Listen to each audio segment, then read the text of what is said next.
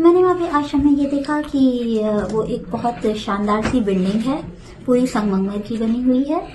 और उस बिल्डिंग में जो है अच्छे साजो सामान है, आराइश उर्दू में शब्द एक होता है, और सुख सुविधा मेरे ख्याल से बहुत अत्याधुनिक सुख सुविधाओं से लैस वो आश्रम है। अब जिसकी वजह से हो सकता है वहाँ बहुत बीमार लोग रहते हो तो उनके लिए वो सुविधाएं रखी गई हों कि बहुत बीमार कभी महाराज जी थे और वहाँ पर रुके थे, शायद उनकी वजह से ऐसा उन्होंने किया है। लेकिन गीजर है, स्विमिंग पूल है, इनके लिए लिफ्ट है। बताया जा रहा है महाराज जी के लिए थी जो बहुत स्थूल काय हो गए थे, उनके लिए वो व्यवस्थाएं थी। लेकिन ये सब चीजें वहाँ पर हैं। आपने विचित्र क्या देखा, क्या अलग अलग क्या है?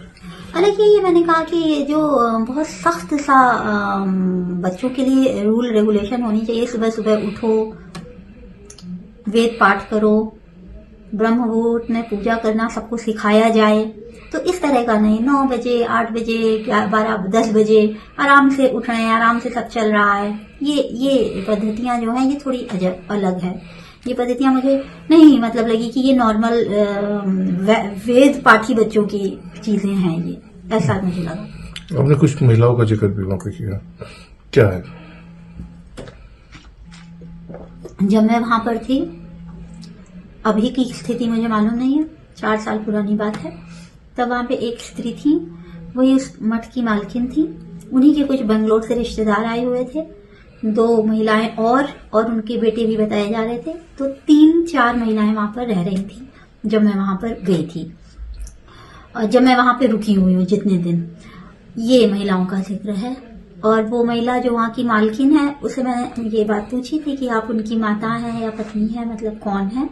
स्वाभाविक जिज्ञासा है, कोई किसी को अगर देखेगा कि एक आश्रम की मालिक कोई महिला है और वो आश्रम अभिमुक्तेश्वरानंद जी का आश्रम कहा जाता है, तो एक स्वाभाविक जिज्ञासा के तहत मैंने उनसे ये सवाल पूछा था।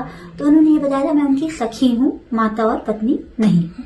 अभिमुक्तेश्वरानंद जी से मेरी डायरेक्ट बात, देखना, मुखातिब कभी हुई ही नहीं हूँ। आमना सामना प्रत्यक्ष साक्षात्कार कभी हुआ ही नहीं है, न मेरी उनसे फोन पर कभी बातचीत हुई है। तो ये नहीं कहा जा सकता है कि उन्होंने मुझसे कुछ कहा।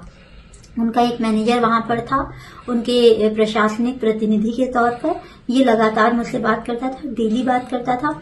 तो ये तो चाह रहा था मैं और रहूं, क्योंकि उसको ये फायदा हो रहा था कि ये कभी ना कभी कोई ना कोई फेवर फाइनेंशियली ले रहा हो, छोटे मोटे कहीं बिल हैं वो देने हो, कि भाई बहुत छोटी, बहुत ही माइन्यूट बात की सब लोग पूरा आश्रम आज आइसक्रीम खाएगा, भूमिका जी पेमेंट करेंगी, इस तरह की छोटी छोटी जो बातें हैं, इस तरह की पेमेंट लगातार मैं कर रही थी। तो उनको लग रहा था जैसे कि ये तो मतलब अच्छी ही है, कि ये तो एक सोने की मुर्गी है, ये तो रोज ही अंडा देगी सोने का, तो इसको तो ना जाने दो, एक दिन में क्यों काट दिया जाए इसको। तो उनका तो ये बहुत ज्यादा मन था कि मैं रहूं, उनके ये प्रयास थे कि यहाँ आपको कष्ट क्या है, आखिर आप क्यों जाना चाहती हैं।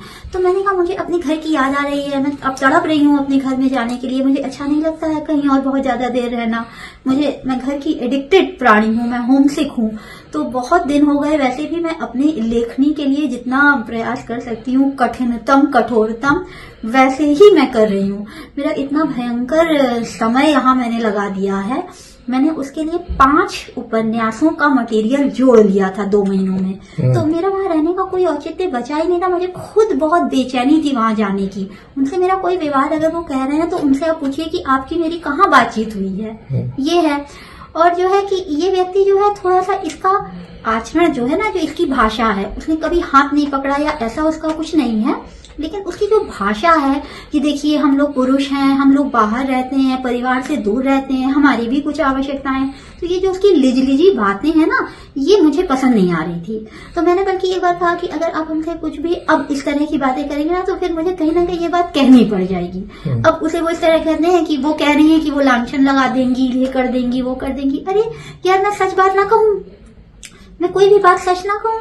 एक वो शास्त्रीय श्लोक है ना, सत्यम ब्रूयात प्रियम ब्रूयात अप्रियम असत्यम न ब्रूयात, यानी कि आप सच ऐसा बोलो जो प्रिय हो। तो ऐसा सच है ही नहीं, वो सारे अप्रिय सत्य हैं जो कठोर हैं, कड़वे हैं। सच हमेशा कड़वा होता है, तो कड़वे सच हम बता दे रहे हैं, तो उनको दिक्कत आ रही है। तो अब आपको दिक्कत आ रही है, तो मैं इसमें क्या कर सकती हूँ? मैं कोई सरकारी नौकर नहीं हूँ, मैं कोई मंत्री के या राजनीतिक पद पर नहीं बैठी हुई हूँ, मैं किसी की EA PA CA नहीं हूँ कि मुझे कोई भी फेवर चाहिए होगा। सादी सी मेरी जिंदगी है, सादी सी मैं किताबें लिखती हूँ, ना मैं किसी से लेती हूँ कुछ, ना मैं किसी को कुछ दे रही हूँ। बस मेरा एक काम, ईमानदारी से कुछ अगर मेरे दिल दिमाग में आए तो लिखना, ये मेरा काम है। तो इसको ईमानदारी से करने या ईमानदारी से इस बात को बोलने में भी अगर आप लोग अंकुश लगाएंगे तो ये कैसे होगा। हम दुनिया के सबसे बड़े लोकतांत्रिक देश में जी रहे हैं, इतनी स्वतंत्रता तो एक लड़की को मिलनी चाहिए। पत्रकार उठा रहे हैं, पत्रकारों को मैं धक्का मार के निकाल दूं, कह दूं कि भैया मेरे से बात मत करो, क्यों तुम्हारी हिम्मत हुई, अभी मुक्तेश्वरानंद इतने महान जो हैं उनके खिलाफ तुमने मुझसे सवाल कैसे पूछ लिया। अरे भाई आप लोग ने भी तो ये नहीं कहा कि अभी मुक्तेश्वरानंद जी रेपिस्ट हैं। भूमिका जी आप मानती हैं, आप मानती हैं, आप ये नहीं पूछ रहे हैं। आप सारे पत्रकार हमसे बस ये पूछ रहे हैं कि भूमिका वहां रहती थी, आपने क्या देखा, अपना तजुर्बा बता दीजिए। जो तजुर्बा है ईमानदारी से बता दे रहे हैं, इसमें क्या ऑब्जेक्शन है किसी को भाई। अब आप लोग आज पूछ रहे हैं क्योंकि आज मुद्दा उठ गया है, तो मैं क्या आपसे कहूँ कि सुनिए अभी ये मत पूछिए, जब फैसला आ जाएगा तब पूछिएगा। तो ये तो नहीं है ना, आप पूछ रहे हैं, हम बता रहे हैं। आपका काम ईमानदारी का है, मेरा काम ईमानदारी का है। हम कलम वाणी से जुड़े हुए लोग हैं, हमारा यही काम ही है, यही हमारा पैशन है, यही हमारा प्रोफेशन है। तो हम अपना प्रोफेशन से भी गद्दारी करें, पैशन से भी, जो कि हम पैसा भी नहीं ले रहे हैं, सीधी सी बात है। अगर देखिए ये मेरी बिल्कुल निजी राय है, अगर किसी चेयर पर लांछन लगता हो ना तो उसे वो चेयर खुद ही छोड़ देनी चाहिए ईमानदारी से। उसे कह देना चाहिए भैया अभी इतने सारे बड़े बड़े आरोप लग रहे हैं, हल्के फुल्के तो आरोप है नहीं कि आपने इतने करोड़ का गबन कर लिया, छोटे मोटे आरोप नहीं है, बहुत ही घृणित, बहुत ही शर्मनाक आरोप आपके ऊपर लगे हैं। इन आरोपों का निस्तारण हो जाने दो, अति शीघ्र हो जाने दो। आप ये कह दो कि फास्ट ट्रैक कोर्ट में रख दो, अति शीघ्र इसे कर लो। इतना सा आप सहयोग करके आप तब तक वेट कर लें कि भैया हमारा ये निस्तारण हो गया है इस मामले का, मेरे ऊपर जो आरोप लगे थे वो निकल गए, या मेरे ऊपर जो आरोप लगे थे उसमें अगर वो फंस गए तब तो कोई बात ही नहीं है। लेकिन अगर आप उसे क्लीन चिट आपको मिल गई, आप स्वच्छता से निकल गए और आपकी सारे आरोप बेबुनियाद थे, आप वापस कुर्सी पर आ जाइए, है ना। तो मेरे ख्याल से तो ये अच्छी बात होती। अगर अपना जमीर होता, मेरा अपना जमीर होता तो मैं ऐसा करती।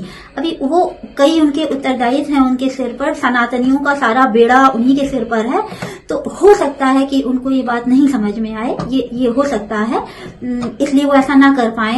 मजबूरी है, विवशता है कि उस कुर्सी पर वो मजबूरी में बने हुए हैं। लेकिन अगर मैं इस कुर्सी पर होती तो मैं निश्चित रूप से कह देती भैया अपनी ये कुर्सी रखो, मैं बहुत सुकून से जीवन जीने वाली और बिल्कुल कोई लोभ के बगैर जीने वाली व्यक्ति हूँ। तो मैं कह देती भैया मैं जिम्मेदारी नहीं उठा पाऊंगी ये वाली, इतना बवाल हो रहा है, थोड़े दिन के लिए ठहर जाओ, कुर्सी किसी और को दे दो, बाद में मैं देखूंगी।